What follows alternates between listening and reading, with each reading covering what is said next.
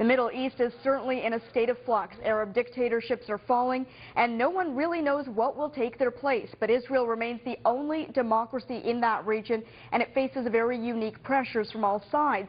Earlier, I spoke with Amir Gisson, the Israeli Consular General in Toronto, to get his take on what's happening in the Middle East right now. From the Israeli point of view, in a way, Libya is far away. But the fall of a tyrant in the Arab world, after 42 years of having an iron grip on a nation, is good news in general, because it means that the people of the Middle East are now in a position in many Arab states that they are actually claiming their rights. The problem is that because of lack of democratic traditions, what we're going to see in the short term, far away from Israel and also on our borders, and this is something we experience every day, we're going to see chaos. And we're going to see instability, and we have to prepare for that. That is obviously putting some limitations on our ability to maneuver. It's not a stable area. One can say even that the Middle East is today is going through some kind of an earthquake. At the end of the day, Israel as an island of democracy needs to take care of itself. I think what you just described of the events on the southern part of Israel demonstrate that.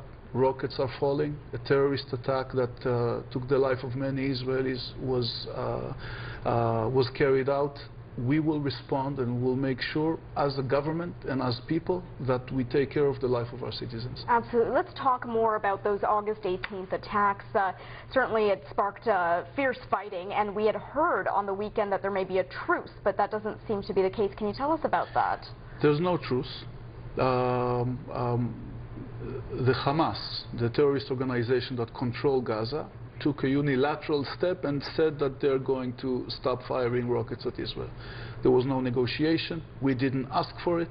The fact that they ran away to ask for it and declared that unilaterally showed that they were under a lot of pressure. Nevertheless, despite the fact that they decided that they announced that they're going to stop firing, the fire didn't stop.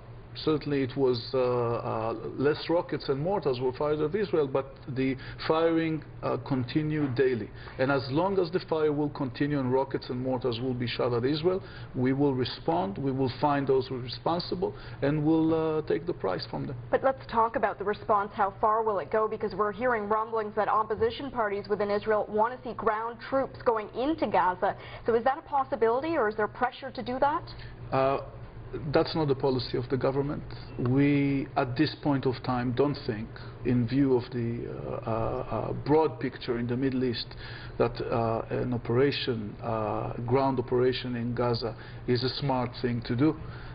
We know that it is a strategic goal, and this is a strategic goal which is in consensus in Israel, and there's no difference between coalition and opposition. We know that the ultimate goal of the State of Israel should be bringing down the Hamas control of Gaza, because any area which is controlled by terrorist organizations cannot be left as is. Whether now is the time to do it, the government of Israel think it's not the right time to do it, and the fact that the debate in Israel relates to that as an option, it's true, it's an option, but it's not the government policy at this point of time. Not at this point, but there's also the fallout with Egypt, seeing as these attacks happen so close to the Israeli-Egypt border. There's been demonstrations after the deaths of those 3 Egyptian officers. Now, I know Israel offered an apology, but there have been calls within Egypt to cut ties with Israel. So certainly, tell me about the political relationship and how it's been fractured by this. The truth of the matter is that the process that Egypt is going through nowadays have created a situation where all sides are trying to be cautious. We do continue on a daily basis our relationship with the Egyptian temporary military regime. Israeli military officials speak daily with their Egyptian counterparts. Obviously, Israel showed or expressed its regrets, our defense minister, our prime minister, for the loss of life among Egyptian soldiers. One should say that the terrorists were actually firing at Israeli forces from a very close proximity, 20 meters from the place the Egyptian soldiers were, and the point was to attract Israeli fire in their direction, and they're not even hiding it, in order to create tension on the put the tension on the relationship between Israel and Egypt. But I have to ask, you know, with the fall of the Mubarak regime, some have said that Israel has lost its greatest ally in the Middle East. Do you think this is true?